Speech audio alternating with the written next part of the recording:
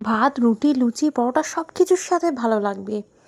আরে আপনি তো বানানইনি, আগে বানিয়ে নিন ঝটপট।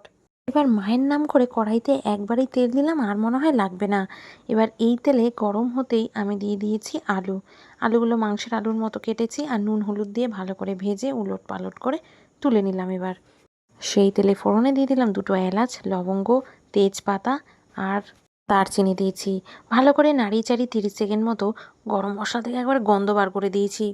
পেঁয়াজটা হালকা বাদামি রং হয়ে গেলে এর মধ্যে দিয়ে দেবো পেঁয়াজ আদা রসুনের পেস্ট, শুকনো লঙ্কার গুঁড়ো, ধনে গুঁড়ো, জিরে গুঁড়ো, অল্প হলুদ গুঁড়ো দিয়ে মশলাকে একবারে ভালো করে কষিয়ে নিতে হবে।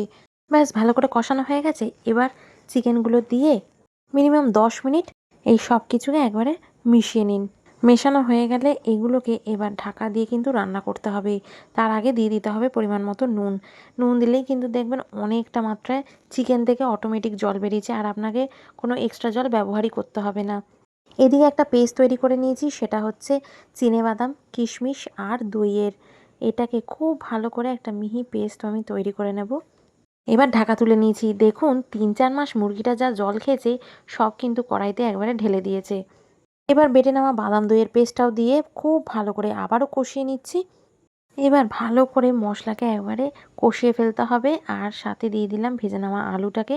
এবার এবার জল শোকান আর মশলা থেকে একবারে তেল বার করে দিন।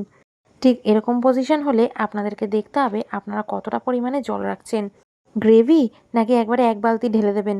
দেখে নিয়ে গরম মশলা দিয়ে নাড়াচাড়া করে স্ট্যান্ডিং টাইম 2 মিনিট দিয়ে, না, সব সেদ্ধ হয়ে গেছে।